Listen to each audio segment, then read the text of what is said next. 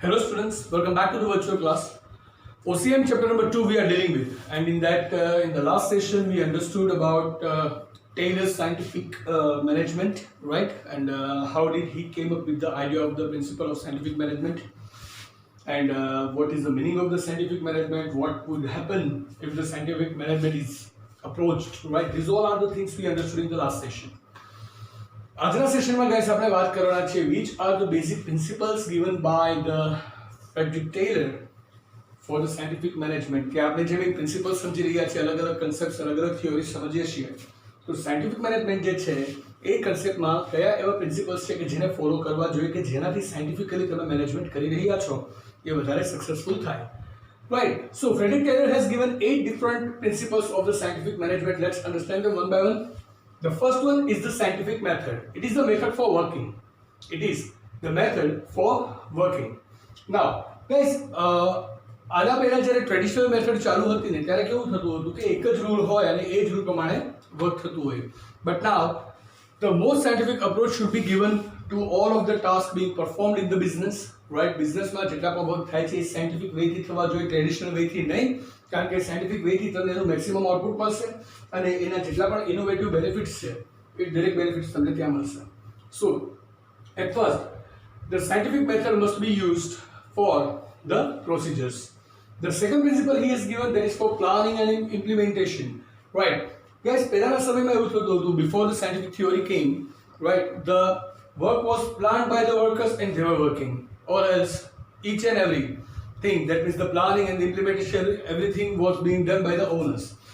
Owners જે છે એ વર્કરને કહી દે તમારે આટલું કરવાનું, પછી એ કઈ રીતના વર્ક કરવું એ વર્કર્સ પોતે ડિસાઇડ કરી લેતા હતા, right? So at that time પ્રોડક્ટિવિટીના ઇશ્યુઝ થઈ શકે, વર્કર્સ છે બરાબર એના થોડા મેન્ટલ સ્ટેટ્સ એવો હોય કે આજનો દિવસ કામ નહીં કરીએ તો શું પ્રોબ્લેમ છે, ચલો ભાઈ એક દિવસ આરામ કરી લઈએ, તો આ બધી વસ્તુ છે એ પણ તે ઇફેક્ટ કરી શકે છે, બરાબર? તો ફ્રેડરિક ટેલર એવું કહે છે કે પ્લાનિંગ જે છે that should be done by the owners and the managers, right? જ્યારે આપણે આ થિયરી સમજ્યા લાસ્ટ સેશનમાં ત્યારે જ આપણે જોયું હતું કે he came up with the two classes. બિઝનેસમાં બે ક્લાસના લોકો કામ કરતા હોય, ઓનર્સ એન્ડ મેનેજમેન્ટ, અને બીજું આવે છે વર્કર્સ. તો પ્લાનિંગ જે છે એ બધું ઓનર્સ અને મેનેજમેન્ટ દ્વારા થવું જોઈએ અને ઇમ્પ્લિમેન્ટેશન જે છે એ વર્કર્સ દ્વારા થવું જોઈએ, સો ધેટ જે વર્ક છે એ પ્રોપર ફ્લોમાં આગળ વધે, right? The third is job analysis. Job analysis એક એવું ટૂલ છે કે જેની અંદર તમે ઇકોનોમિકલ વેમાં અને ખૂબ જ એફિશિયન્ટ વેની અંદર વર્ક થાય છે કે નહીં જોઈ શકો, right? Job analysis means it happens with two ways, right? તમને બુકમાં બહુ નાની ડિટેલ આપે છે કે જોબ એનાલિસિસ કરવાથી ઇકોનોમિકલ બેનિફિટ થાય છે, ધેટ્સ ઇટ. બટ રિયલ લાઈફની અંદર જોબ એનાલિસિસ છે એ બે રીતે થઈ શકે. સૌની પહેલા તો once you appoint a person for the job or once you assign a job to someone, તમે જ્યારે કોઈને કંઈ કામ સોંપો છો એ પહેલા એ માણસના આધારે તમે જોબ એનાલિસિસ કરો, whether he would be able to perform on this task very well or not, right?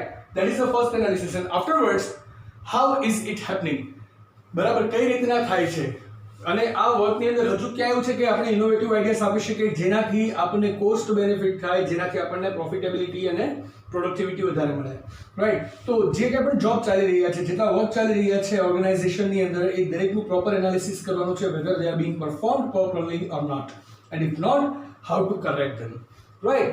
Then the fourth comes, and that is called the standardization. Standardization means એક સ્ટાન્ડર્ડ સેટ કરવું, એક standard set કરવું. સે for example તમે knowledge હાઈસ્કૂલમાં ભણો છો તો knowledge હાઈસ્કૂલના થોડા સ્ટાન્ડર્ડ્સ છે કે જે તમે ફોલો કરો છો. નાઉ યુ હેવ બીન હેબિચ્યુએટેડ. દરેક વસ્તુ તમને ખબર જ છે કે ધીસ ઇઝ ધ સેટ અને એ સેટની અંદર થવાનું છે. મંડે અને થર્સડે છે તો ટેસ્ટ આવવાની જ છે, બરાબર છે? ટેસ્ટ લેવાની છે તો વીકમાં એનું રિઝલ્ટ આવવાનું જ છે. ટેસ્ટનું રિઝલ્ટ આવશે એટલે સીધું ઓનલાઈન તમારા પેરેન્ટ્સને મળી જવાનું જ છે દરેક ટેસ્ટનું, રાઈટ? આ બધા સ્ટાન્ડર્ડ્સ આપણે નોલેજ હાઈસ્કૂલના સ્ટેટ કર્યા છે. એવી જ રીતે વર્ક પ્રોફાઇલ સ્ટાન્ડર્ડાઇઝ કરવાની છે, એટલે કે એના સ્ટાન્ડર્ડ સેટ કરવાના છે, બરાબર?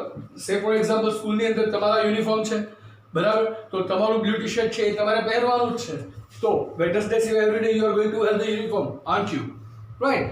સો that is how the standardization work. દરેક વસ્તુનું એક સ્ટાન્ડર્ડ ફિક્સ થઈ જાય અને એ જ ફોલો કરવાનું છે. ધ સેમ વે ઓર્ગેનાઇઝેશનમાં કરશું કઈ રીતના, મશીનરીઝ કઈ ઇન્સ્ટોલ કરી છે એની ઉપર ધ્યાન આપવાનું છે, રો મટીરિયલ કઈ રીતના યુઝ થાય છે, વર્કિંગ પ્રોસિજર શું હશે, એક આખું સ્ટાન્ડર્ડ સેટ થાય કે જેનાથી તમારી એક પ્રોપર પેટર્ન તૈયાર થાય છે, બરાબર? અને ખબર જ હોય કે આ સ્ટેપ પછી આ સ્ટેપ પછી આ ચાલશે, રાઈટ? તો દરેક વસ્તુના સ્ટાન્ડર્ડ સેટ કરવાના અને સ્ટાન્ડર્ડ પ્રમાણે પ્રોસિજર કરવાની છે. That is the fourth principle કે સ્ટાન્ડર્ડાઇઝેશન હોવું જોઈએ. The fifth one is the scientific selection and training. It is about the appointment of the employees. તમે જે એમ્પ્લોઈઝ ને તમારે જે અપોઇન્ટ કરો છો એની માટે છે કે એનું સિલેક્શન જે છે અને એની જે ટ્રેનિંગ છે સાયન્ટિફિક મોડ્યુલથી થવી જોઈએ. બરાબર. સિલેક્શન કરતા પહેલા એ લોકોનો એપ્ટિટ્યુડ ટેસ્ટ લો. તમે એને કયા જોબ માટે લો છો એ જોબ માટે એનું કેટલી એબિલિટીઝ એની હોવી જોઈએ કે એબિલિટી ટેસ્ટ લો, એપ્ટિટ્યુડ ટેસ્ટ લો, સાયકોલોજીકલ ટેસ્ટ લો કે જેના દ્વારા ખબર પડે કે whether that person is appropriate profile for this job or not. અને એના પછી એને ટ્રેનિંગ આપો એ પણ સાયન્ટિફિક મેથડથી આપો કે જેથી કરીને એ માણસ સારું એવું કામ કરવા માટે ટેવાઈ ગયો હોય. બરાબર. તો એની માટે સાયન્ટિફિક સિલેક્શન અને ટ્રેનિંગ ખૂબ જ જરૂરી બને છે.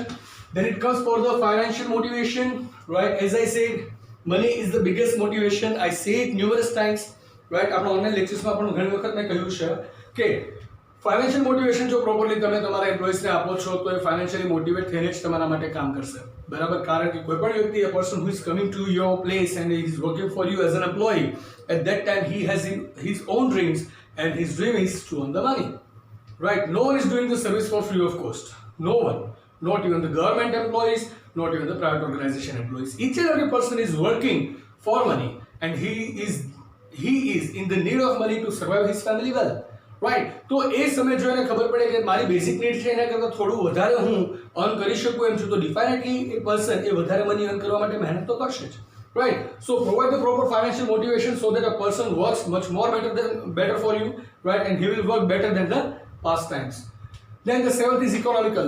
Though we are approaching the scientific approach, though we are doing the scientific management, we are using the scientific tools for the management, for the execution of the business activities, but it must be economical. Any cost વધવી ના જોઈએ કારણ કે at the last time, right, main motive of the business is profit. Profit can be earned two ways. પહેલી વસ્તુ MRP માંથી આપણી cost of production છે એના કરતાં વધારે મની લઈને અને બીજી વસ્તુ કે સેમ પ્રાઇસમાં કોસ્ટ ઓફ પ્રોડક્શન ઘટાડીને. રાઈટ. તો કોસ્ટ ઓફ પ્રોડક્શન જેટલું તમે લોઅર લઈ શકશો ને એટલું તમારી પ્રોફિટેબિલિટી વધશે અને એટલું જ સારું મેનેજમેન્ટ તમારું કહેવાય કે લોએસ્ટ કોસ્ટમાં મેક્સિમમ પ્રોડક્ટિવિટી લીધી એમાંથી મેક્સિમાઇઝ પ્રોફિટ તમે સ્પેર કરો છો. રાઈટ. સો તમે આ જે મેથડ લો છો એમાં સાથે એ પણ ધ્યાન રાખવાનું છે કે તમારું મેનેજમેન્ટ કમ્પ્લીટલી ઇકોનોમિકલ હોવું જોઈએ. આ બધું જ આપ્યું તમે.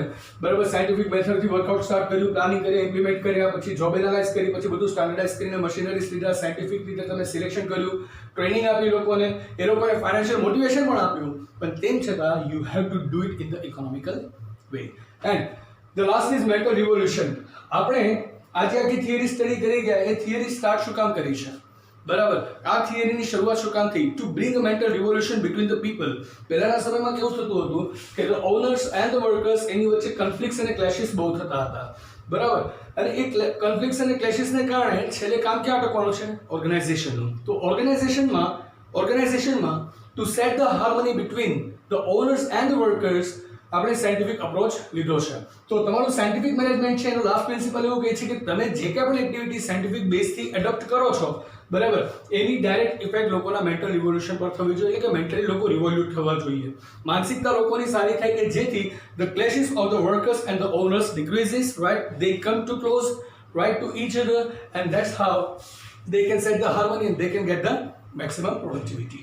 Right? So guys, these are the 8 topics, the 8 principles of the scientific management given by the Frederick Taylor. Right? So that was the topic of today, guys. In tomorrow's session, we are going to talk about some more things. I hope you guys are quite clear about it. If you're not, you have my number. You can contact me and ask me the queries. So I'm here to ask for your leave now. Goodbye. Take care. Have a nice time. Stay home. Stay safe. Keep making notes. Thank you.